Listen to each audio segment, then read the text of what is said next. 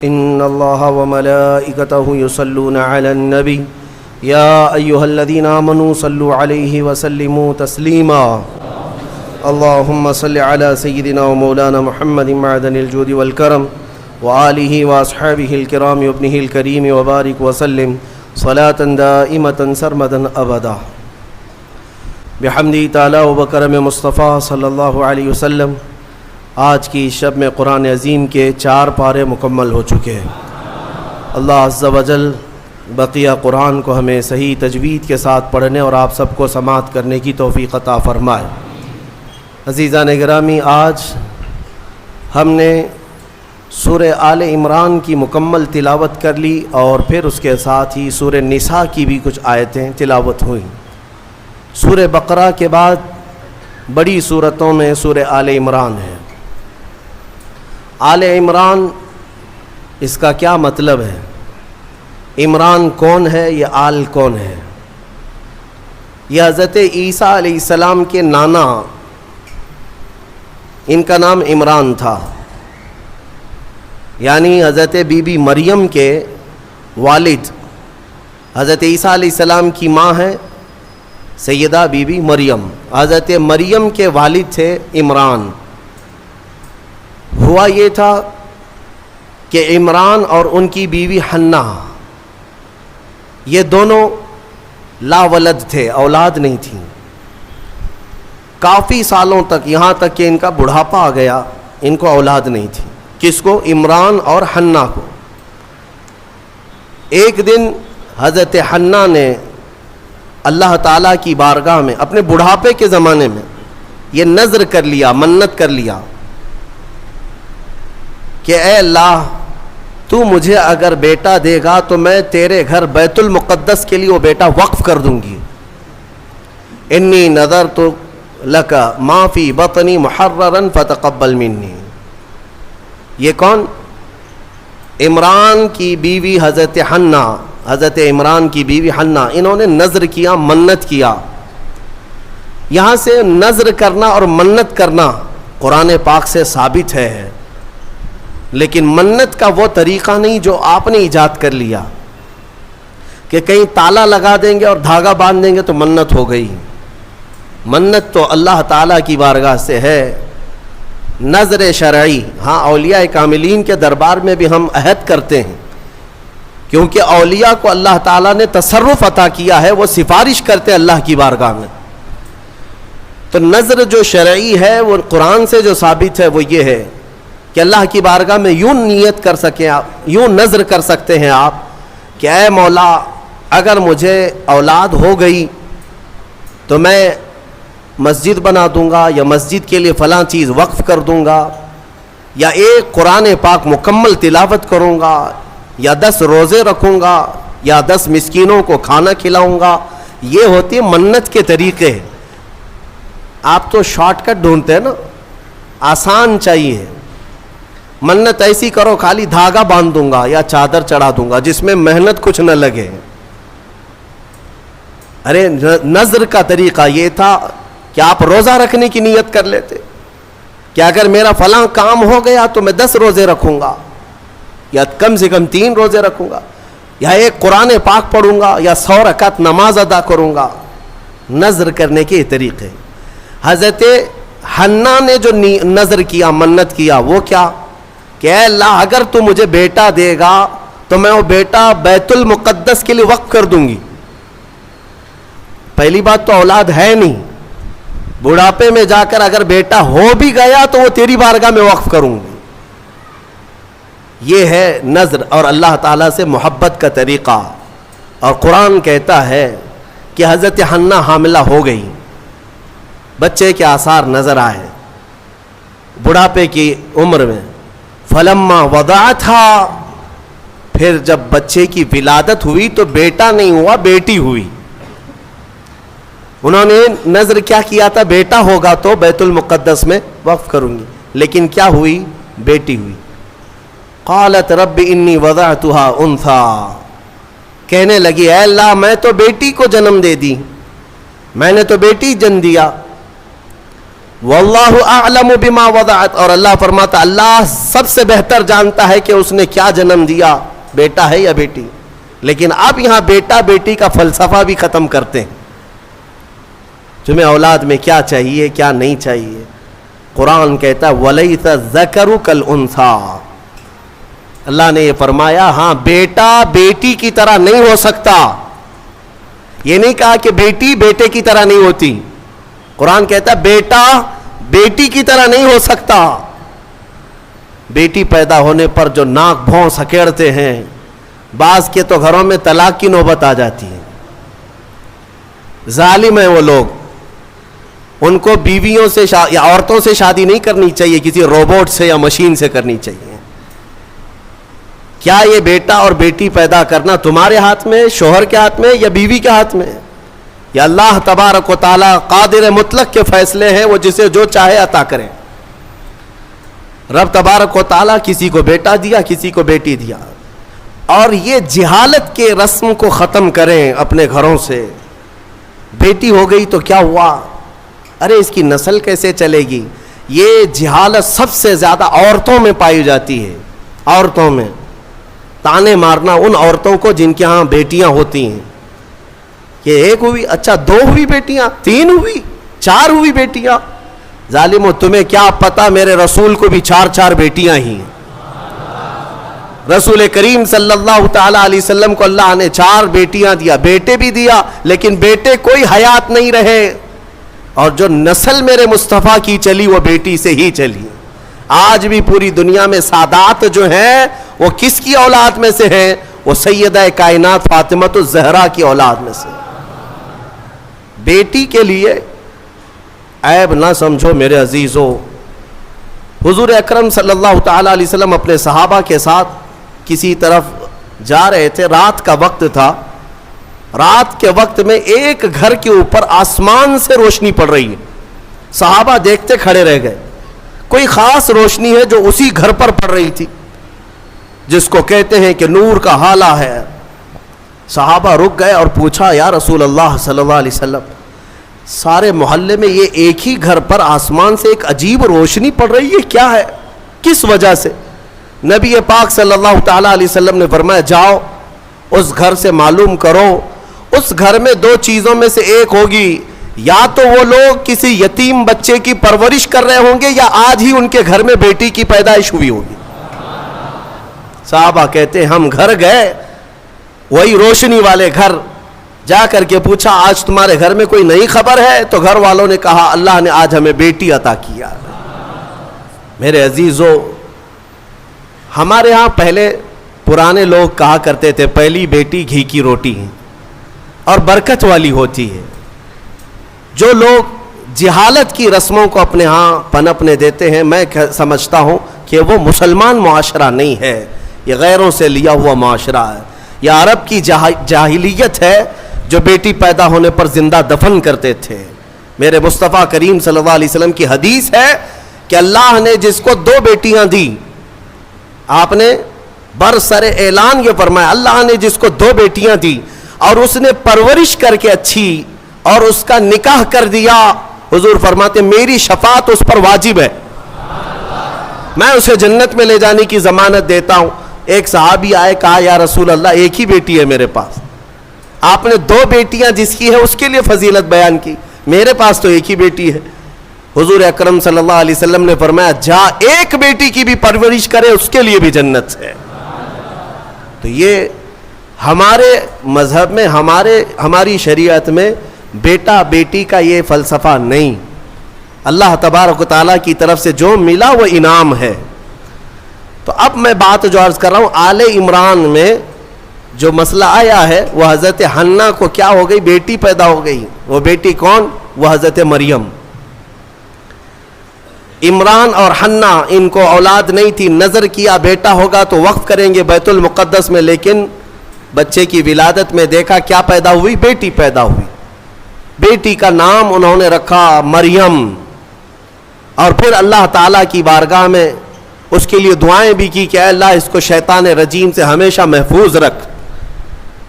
پھر وہ چھوٹی سی بچی کو لے کر کے یہ دونوں ماں باپ بیت المقدس میں آئے. مسجد اقصی میں آئے. بیت المقدس مسجد اقصی آج بھی فلسطین میں ہے, جس کو ہم قبلہ اول کہتے ہیں. وہاں پر حضرت زکریا علیہ السلام اللہ کے نبی امام تھے اور پوری بیت المقدس کے متولی بھی تھے. تمام چیزیں انہی کے سپرد ہوا کرتی. حضرت زکریا علیہ السلام کے ہاں لا کر کے انہوں نے دے دیا اور کہا ہماری ایسی ایسی منت تھی, نظر تھی, اللہ تعالیٰ نے ہمیں بیٹی دیا اور ہم بیت المقدس میں وقف کرنے کے لیے لائے ہیں. حضرت زکریا علیہ السلام نے بیٹی کو لے لیا. اب میں آپ کو بتاؤں, زکریا علیہ السلام کی عمر بھی کافی ہو چکی تھی, بال سفید ہو چکے تھے اور ان کو بھی اولاد نہیں تھی. زکریا علیہ السلام کو بھی اولاد نہیں تھی, بڑھاپا ان کا بھی تھا. آپ نے بیٹی کو گود لے لیا اور بیت المقدس میں رکھ دیا. کہا کہ ٹھیک ہے جاؤ, تمہاری منت پوری ہو گئی, میں اس کی پرورش کرتا ہوں. یہ حضرت بی بی مریم کی پرورش اللہ کے گھر میں ہو رہی ہے. ایک محراب خاص کر دیا گیا بی بی مریم کی تربیت کے لیے. ایک نماز پڑھنے کے جیسے محراب ہے, ایک محراب حضرت بی بی مریم کا مسجد اقصی میں خاص ہو گیا. میں کیوں محراب کا ذکر کر رہا ہوں, توجہ چاہتا ہوں. قرآن میں اس محراب کا ذکر آیا ہے, اس محراب کا ذکر آیا ہے. بی بی مریم کو اس محراب کے اندر رکھا گیا. وہ آج بھی بیت المقدس میں موجود ہے, محراب مریم, اس کو محراب مریم کہتے ہیں, آج بھی ہے. وہاں پرورش کے لیے رکھا گیا. ارے دودھ پیتی بچی, اور اس کے بعد جب بڑھنے لگی تو کئی دن تک آپ نے پرورش فرمائی, سال 2 سال تک. تو 2 سال کے قریب غالباً ان کی عمر تھی حضرت بی بی مریم کی. اب قرآن کہتا ہے کلما دخل علیہا زکریا المحراب وجد عندہا رزقا. جب جب حضرت زکریا مریم کے محراب میں جاتے تو الگ الگ قسم کے پھل وہاں پر دیکھتے تھے. بے موسم کا پھل, آم کا سیزن نہیں, آم موجود ہے. انگور کا موسم نہیں, انگور موجود ہے. بغیر موسم کے بھی وہاں پھل موجود ہوتے تھے. قسم قسم کا رزق وہاں ہوتا تھا. حضرت زکریا علیہ السلام حیران ہو کر پوچھتے ہیں قال یا مریم انا لکی ھذا, اے مریم یہ سب تیرے پاس کہاں سے آتا ہے؟ قالت, حضرت سیدہ مریم نے کہا ان اللہ یرزق من یشاء بغیر حساب. قالت هو من عند اللہ, وہ کہتی یہ سب اللہ کی طرف سے ہے, اللہ جسے چاہتا ہے بے حساب رزق دیتا ہے. بات ہو گئی حضرت بی بی مریم کو. اب جو نکتہ مجھے بتانا ہے توجہ چاہتا ہوں. تفسیر سننے کا اسی میں لطف ہے کہ تفسیر سننے کے بعد آپ کا عقیدہ بھی مضبوط ہو جائے, ایمان میں اضافہ بھی ہو جائے, اور یہ پتہ چلے کہ سنیو تم حق جماعت پر ہو. قرآن پاک کی تفسیر سننے کے بعد یہ یقین بھی تو تمہیں ہو جانا چاہیے. بی بی مریم کہتی ہے یہ اللہ کی طرف سے ہے, رزق آتا ہے. حضرت زکریا نے دیکھا کہ بی بی مریم کو چھوٹی عمر میں اللہ غیب سے رزق دیتا ہے. اب کیا کیا حضرت زکریا جو خود مسجد کے امام ہیں, اللہ کے نبی ہیں, سب کو پتہ ہے حضرت زکریا علیہ السلام اللہ کے نبی ہیں. عمر دراز ہو چکی, لوگوں کو عبادت وہ کراتے تھے, اللہ تبارک و تعالیٰ کی طرف انسانوں کو وہ بلاتے تھے. لیکن بی بی مریم کو دیکھنے کے بعد انہیں بھی اولاد کی خواہش ہو گئی, انہیں بھی اولاد کی خواہش ہو گئی. ہوتا ہے ایسے کہ کئی سال تک بچے نہ ہوں تو آدمی کمپرومائز کر لے کہ چلو اب تو نہیں ہونا ہے, لیکن کبھی بڑھاپے میں جانے کے بعد پھر خواہش پیدا ہو جائے, یہ تو صرف نبیوں کی شان ہے. حضرت زکریا علیہ السلام کی خواہش ہوئی کہ کاش مجھے بھی اولاد ہوتی. تو کیا کیا حضرت زکریا علیہ السلام نے؟ مسجد اقصی بیت المقدس کے امام, قرآن کہتا ہے ہنالک دعا زکریا ربہ قال رب ہب لی من لدنک ذریۃ طیبہ انک سمیع الدعاء. حضرت زکریا علیہ السلام کے بارے میں قرآن کہتا ہے حضرت زکریا علیہ السلام بی بی مریم جہاں بیٹھتی تھی اس محراب میں آ کر کھڑے ہوئے, اور اس محراب میں کھڑے ہو کر دعا کرتے اے اللہ مجھے بھی نیک اولاد تو عطا کر دے, تو ہر ایک کی دعا سننے والا ہے.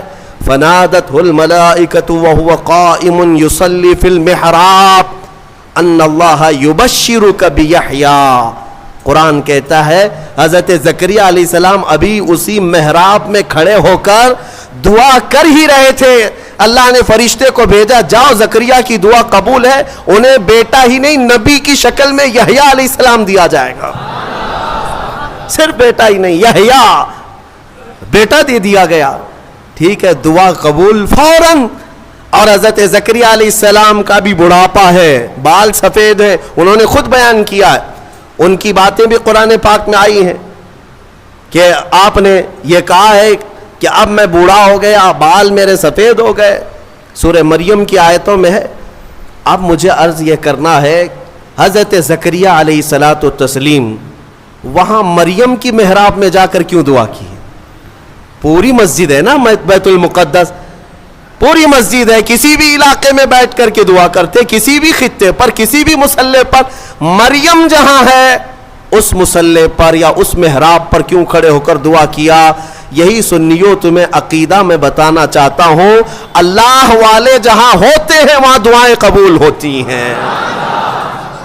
اجمیر میں جا کر دعا کرنے کے لیے اعلیٰ حضرت فاضل بریلوی رضی اللہ تعالیٰ عنہ نے فتاوی رضویہ شریف میں لکھا ہے، ہندوستان میں اگر کچھ علاقے ہیں جہاں پر دعائیں تیز قبول ہوتی ہیں تو ان میں ایک جگہ ہے خواجہ اجمیری غریب نواز کا دربار، اعلیٰ حضرت نے لکھا ہے۔ میرے عزیزوں، کیوں؟ یہ قرآن سے ثابت ہے۔ لوگ یہی کہتے ہیں نا اولیاء کے دربار میں جا کر کے پکارتے ہو، کیا مسجد میں نہیں پکارے؟ زکریہ علیہ السلام سے کہو، وہ خود مسجد کے امام تھے، مصلے پر اپنے بیٹھ کر کے دعا کرتے۔ نہیں، نبی نے بھی یہ سکھایا کہ اللہ تبارک و تعالی جسے پسند کرتا ہے اس جگہ کھڑے ہو کر دعا کرو گے تو اللہ دعا قبول فرماتا ہے۔ ہاں، اللہ تبارک و تعالی کو یہ پسند ہے بے ان کے واسطے خدا کچھ عطا کرے۔ اب یہاں سے بریلی کے امام کہتے ہیں جو حضور پاک صلی اللہ تعالیٰ علیہ وسلم کے وسیلے کے منکر ہیں، ان سے بھی کہتا ہوں بے ان کے واسطے خدا کچھ عطا کرے، ہاشا، غلط، یہ ہوس بے بصر کی ہے۔ ہاں، تم خام خیالی میں ہو حضور کو چھوڑ کر کے تمہیں کچھ مل جائے۔ قرآن نے بھی تمہیں یہی کہا ہے، محبوبوں کے دربار میں کھڑے ہو کر دعا کرو گے تو اللہ وہ دعائیں قبول فرماتا ہے۔ میرے عزیزو، یہاں پر ایک اور بات میں عرض کرتا ہوں، ابھی یہ تفسیر آئی نہیں ہے لیکن وقت سے پہلے میں موضوع سے متعلق ہے اس لیے عرض کرتا ہوں۔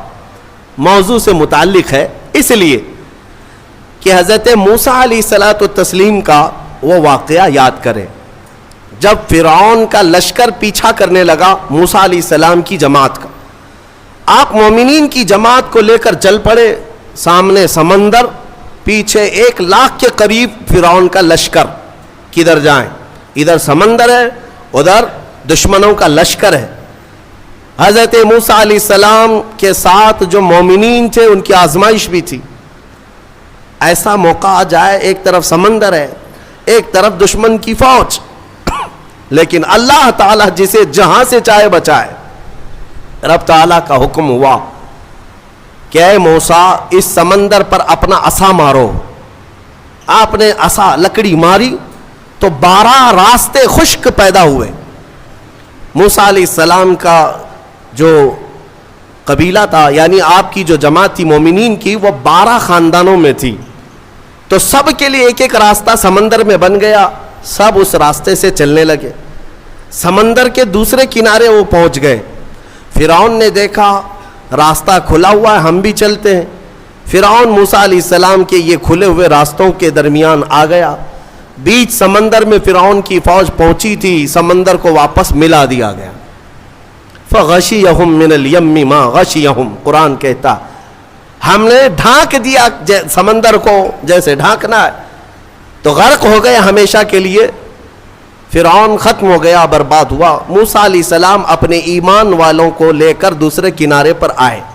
جو بات عرض کرنا ہے اس کے لیے مجھے تھوڑی تفصیل بتانی پڑ رہی ہے، پورا ذہن میں آ جائے آپ کے۔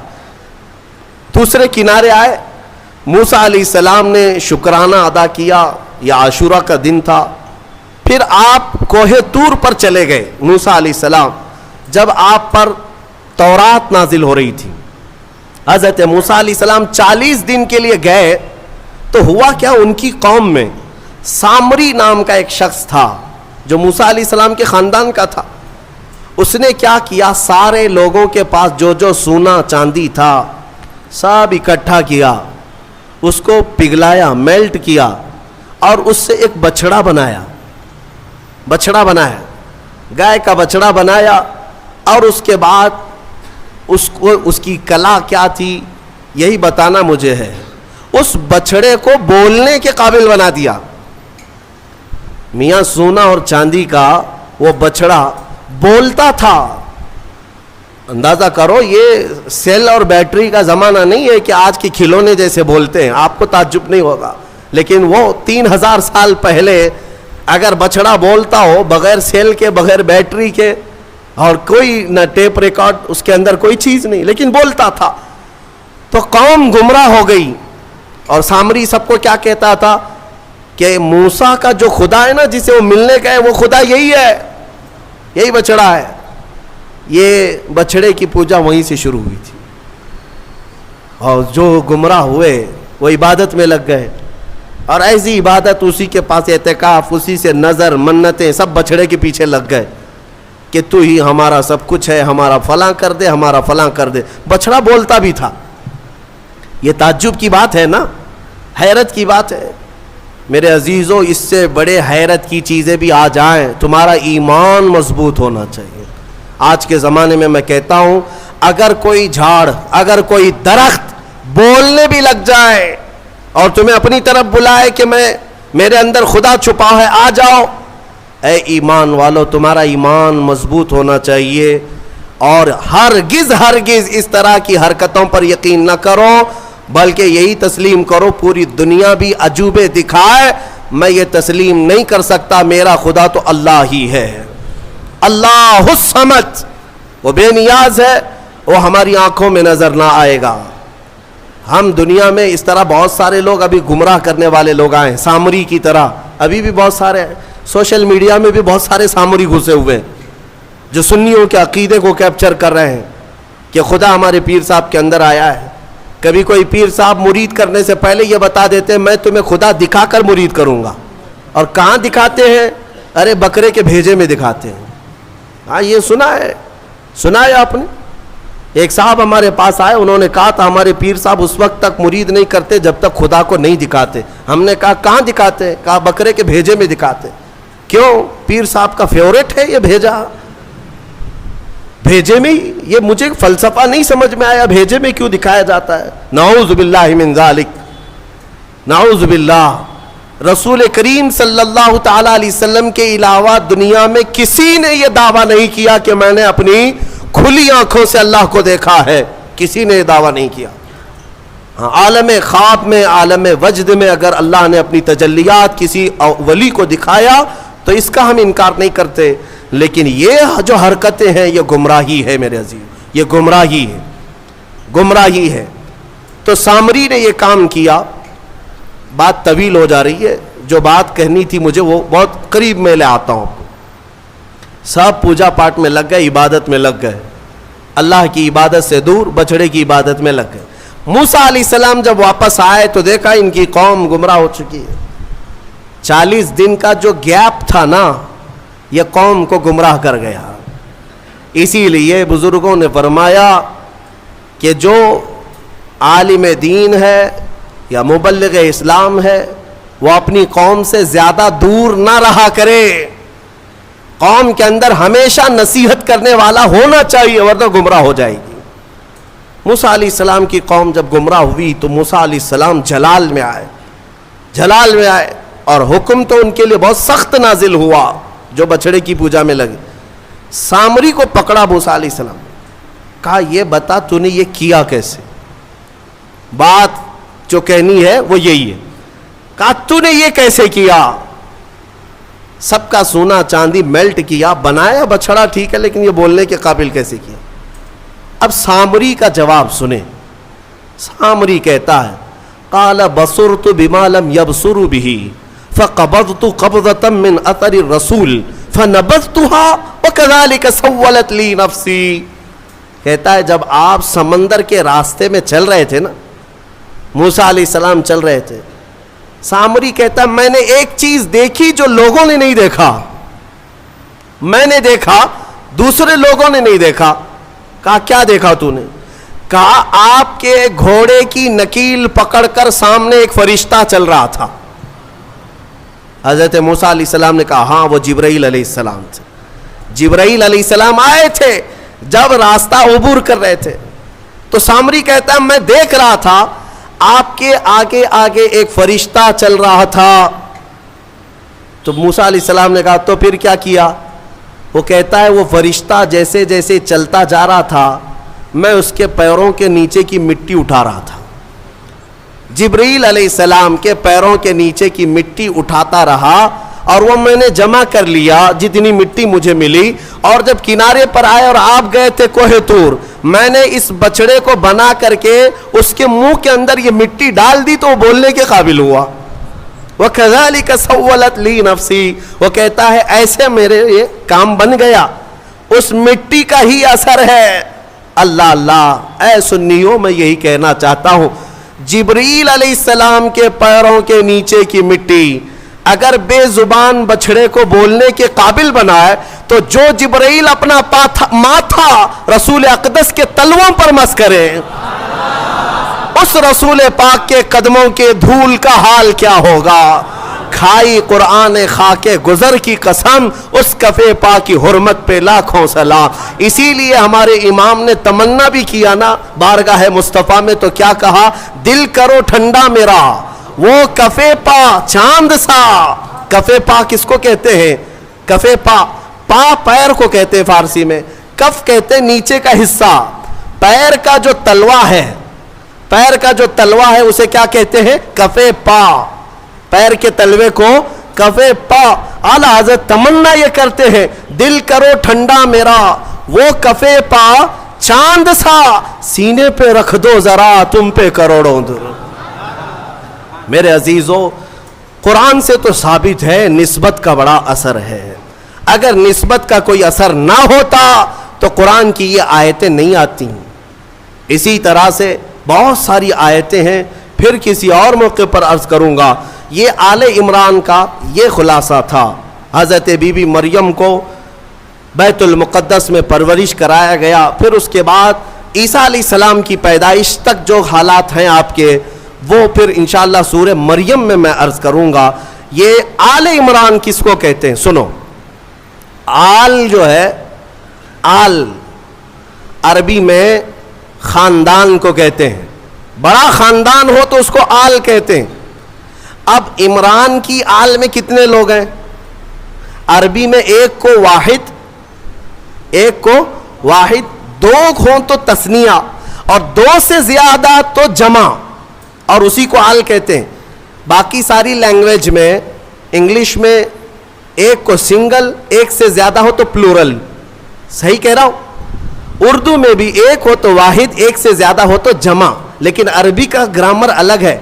عربی میں ایک ہو تو اسے واحد، دو ہو تو اس کے لیے ایک لفظ ہے تثنیہ، دو کو جمع نہیں کہتے عربی میں، دو کو جمع نہیں کہتے، دو سے زیادہ ہو تو عربی میں اس کو جمع کہتے ہیں، اور آل کے لیے جمع ہونا ضروری ہے، دو سے زیادہ ہونا چاہیے، تب اس کو کیا کہتے ہیں؟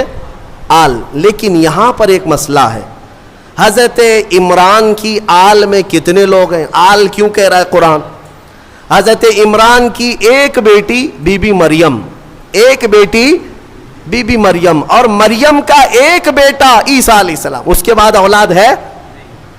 ایک بیٹی ہے، ایک نواسا ہے، لیکن قرآن ان کو کیا کہہ رہا ہے؟ آل عمران۔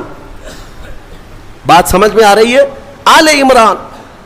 ہم نے یہ گرامر اور قواعد کو پوچھا کہ جمع ہو تو آل کہا جاتا ہے، یا دو کو ہی آل کہہ رہے ہیں؟ بی بی مریم اور حضرت عیسیٰ یہ دو ہی مل کر کے عمران کی آل ہو گئے۔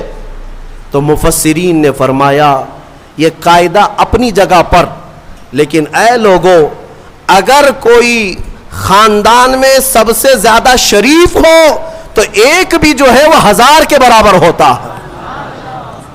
حضرت عمران کی آل میں ایک بی بی مریم ہے جو سب سے پاک خاتون ہے، اور ایک نواسا ہے جو اللہ تعالیٰ کی طرف سے ایک ایسی آیت اور نشانی لے کر کے آیا، دنیا میں اس کا مثل کوئی نہیں، وہ عیسیٰ علیہ السلام بغیر باپ کے پیدا ہوئے، اس نشانی کو دنیا میں کہیں اور دیکھا آپ نے؟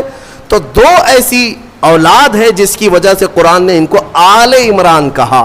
اس سورے کی بڑی برکت ہے، اس میں کچھ آیتیں ہیں، اس سے قبل بھی میں نے تفسیر میں بتایا تھا، آیت نمبر میں آپ کے سامنے ذکر کر دیتا ہوں تاکہ اس کے فوائد معلوم ہو۔ جب کبھی آپ کی گھر میں عورتیں حاملہ ہوں یا بچے کی ولادت کے اوقات آ جائیں تو ان آیتوں کی تلاوت جاری رکھیں، نیک و صالح اولاد پیدا ہوگی، نیک و صالح اولاد پیدا ہوگی۔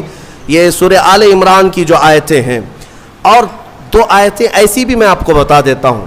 مفسر شہیر حکیم الامت نے فرمایا اگر کوئی قرض کے بوجھ سے پریشان ہے اور تنگ دستی کا شکار ہے، مال میں کمی، اسباب میں کمی، روزگار نہیں، یا اس پر بوجھ ہے مال کا، تو اس کے لیے فرمایا دو آیتیں، یا پھر کسی حاکم سے ڈر لگتا ہے، حاکم سے ڈر لگتا ہے اور کسی کے پکڑنے کا خوف لگتا ہے، لیکن تم صاف ہو، یہ دو آیتیں اگر عشاء کی نماز کی آخری 2 رکعت نفل میں 5 مرتبہ پڑھو گے تو اللہ ساری محتاجی دور فرمائے گا۔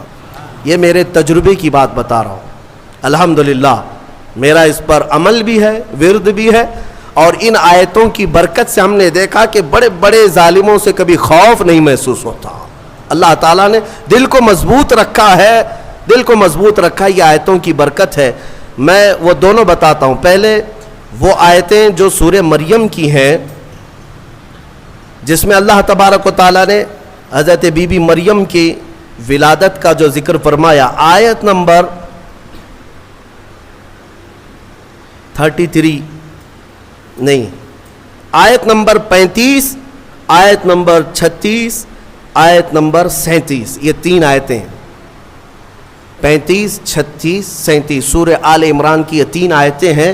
عورتوں کو اس کی تلاوت کرنے کے لیے آپ کہا کریں، اور اگر درد کی شدت بڑھ جائے کبھی ولادت کے وقت میں، ان 3 آیتوں کا ورد کریں، انشاءاللہ سارا درد نکل جائے گا اور اللہ اسے راحت عطا فرمائے گا، اور اس پر اسے اجر بھی عطا فرمائے گا۔ جو بھی بچہ ہوگا انشاءاللہ نیک و صالح ہوگا۔